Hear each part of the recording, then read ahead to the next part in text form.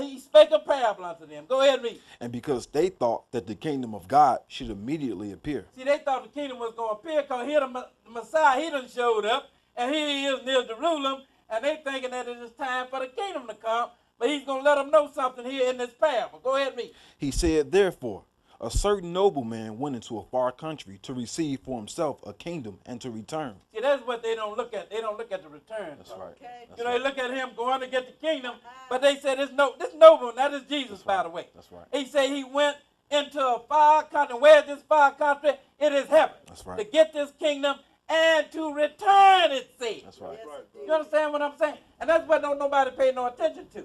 So now he went to get the kingdom. Now he's going to return. Go ahead, read That's on. right. And he called his 10 servants and delivered them 10 pounds and said unto them, occupy till I come. Now But these 10 pounds, you know, this is his word that he gave unto them. And now when he returned, he's going to reward them. right. Go ahead, read on. that's right. But his citizens hated him and sent a message after him, saying, we will not have this man to reign over us.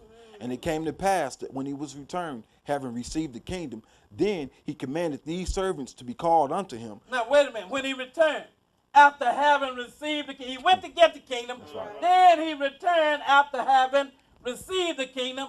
Then he commanded his servants. Go ahead, read. To whom he had given the money, Go ahead. that he might know how much every man had gained by trading.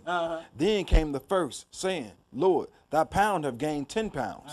And he said unto him, well, thou good servant, because thou hast been faithful in a very little, hast thou authority over 10 cities. Now, this is what the Lord promised for those that serve, because these are his servants here now, that he's rewarding here.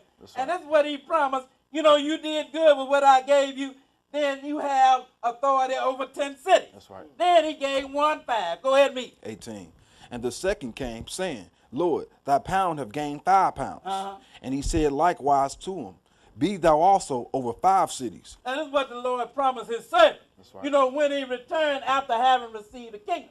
See, this is why his servants, those are the ones that are obedient to his commandments, and this is the reward that they will get along with eternal life. Now, let's go to Zechariah chapter 8, and we're going to pick it up at 1. So now we got the master, he had returned at it. Well, he told you what he was going to do once he returned. You know, he told you how he was going to punish those that committed iniquity. But now he's going to reward his servants that has been obedient unto him. That's right. Let's start reading at Zechariah chapter 8, and we'll begin reading at verse 1. Look at his return again. Zechariah 8, and we'll pick it up at verse 1. 8 and 1. 8 and 1. Okay. Go ahead, read. Again, the word of the Lord of hosts came to me, saying, thus saith the Lord of hosts, I was jealous for Zion with great jealousy, and I was jealous for her with great fury. Now this Zion, that is Jerusalem. He said, I was jealous for her. Go ahead, read. Thus saith the Lord, I am returned unto Zion, and will dwell in the midst of Jerusalem. Well, Lord said, I'm returned unto Zion, and I'm going to dwell in the midst of Jerusalem. That's right. Lord letting you know right here where he's going to dwell. He's going to dwell in the midst of Jerusalem. That's You know, right. the people, the Jews knew that when they asked him in the first chapter back, will you at this time, you know, give the kingdom unto Israel? He says, not for you to know. That's right. You know, you just go and preach the gospel. And this is why they thought, because he was near Jerusalem, that the kingdom should That's right. immediately appear. That's right. Because they understood that the Lord was going to return and he was going to dwell in Jerusalem. Go ahead, read on. And Jerusalem shall be called the city of truth. Now, when he returned, then Jerusalem will be called the city of... It is not called that now, because everything that you can conceive That's right. goes on in Jerusalem today. But at this time, it will be called the city of truth. Go ahead, read. And the mountain of the Lord of hosts, The mountain of the Lord of hosts. Go ahead, read. the holy mountain. The holy mountain. Let's go to Isaiah chapter 2, and we'll begin reading at verse 1. Isaiah chapter 2 and verse 1. 2 and 1. So now the Lord said he's going to return, and he's going to dwell in the midst of Jerusalem. And it will be called the city of truth. Why? Because the Lord is going to dwell there. Let's start reading at Isaiah chapter 2. And we'll begin reading at verse 1. Isaiah 2, we'll pick it up at verse 1. Show you, this end time stuff that the Lord is talking about here. Because people don't, you know, if you get in the Old Testament, they don't think it's got nothing to do with the end time. But here we got the Lord talking about dwelling, returning to Jerusalem and dwelling in the midst of it. And that Lord that is going to return It is Jesus, because the Father ain't never been nowhere to return. That's right. Because the only one man ever dealt with is Jesus. That's the one that was dealt with all through the Old Testament.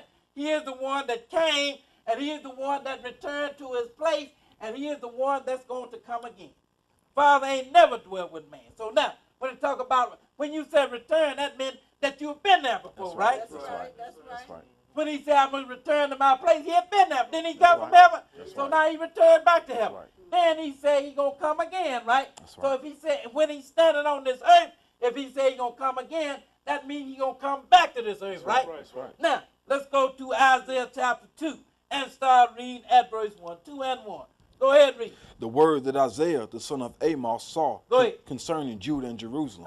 And it shall come to pass in the last days. Notice what days it's going to come to pass. It's going to come to pass in the last. This is end time stuff that you're dealing with here in the Old Testament. Right. It will come to pass in the last days. Go ahead, read. That the mountain of the Lord's house shall be established in the top of the mountains and shall be exalted above the hills. Now this mountain of the Lord's house, that is the government of God, and it will be established in the top of the mountains, and it will be exalted among the hills. In other words, it will be exalted among all other governments. Go ahead, read on.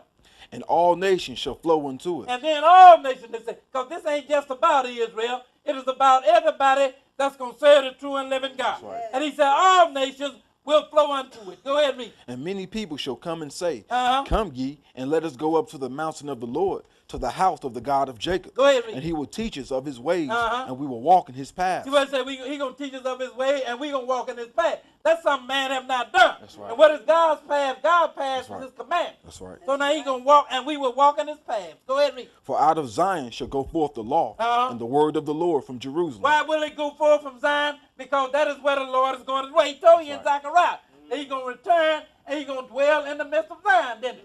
So now out of Zion shall go forth the word of the Lord, and even from Jerusalem. Go ahead, read. And he shall judge among the nations, and shall rebuke many people. Go ahead. And they shall beat their swords into plowshares, and their spears into pruning hooks. Nation shall not lift up sword against nation, neither shall they learn war anymore. In other words, there will be peace at this time. Let's go and look at it again. Let's go this time to Psalm chapter 132, and we'll pick it up at verse 11. Psalm 132, and we'll begin reading at verse 11. 132 and 11. 132 and 11.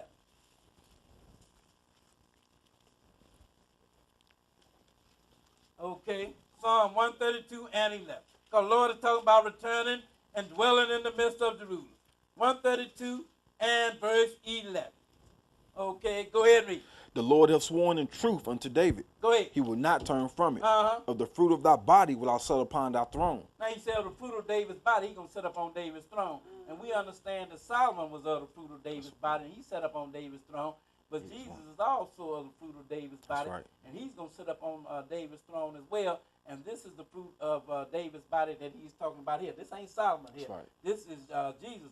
He's of the fruit of David's body, and he's going to sit up on David's throne. Read some more. If thy children will keep my covenant and my testimony that I shall teach them, their children also shall sit upon thy throne forevermore. Now he's talking about the children. Who are the children? They are the ones that be obedient unto the word of the Lord. And he said they too will sit up on his throne forevermore too. Go ahead and read on. Providing they keep the covenant and the testimony that he. See, there the stipulations are again.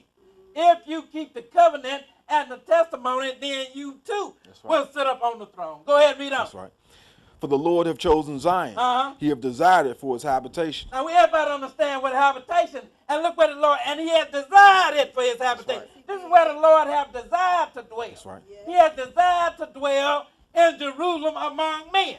I have desired it. Go ahead and read on. This is my rest forever. He said, this is my rest forever, it said. Go ahead and read. Here will I dwell, for I have desired Here it. will I dwell, for I have desired. Lord, just letting you know, I have desired to dwell in Jerusalem, even among men. Just so everybody will know that this is Jesus that we are reading about here. Let's go to Acts chapter 2, and we'll pick it up at verse 29. Just so you will understand that this is Jesus that we are reading about here. That's going to dwell in Jerusalem forever. Because the Lord said, I have desired to dwell there. Yes, sir. People don't understand God have desired to dwell with man even on this earth. That's right. Have he desired That's to right. dwell. That's right. That's where he's going to dwell. That's right. Because Lord keeps talking about returning, and where he is, that's where you're going to be as well. Well, the Lord keeps saying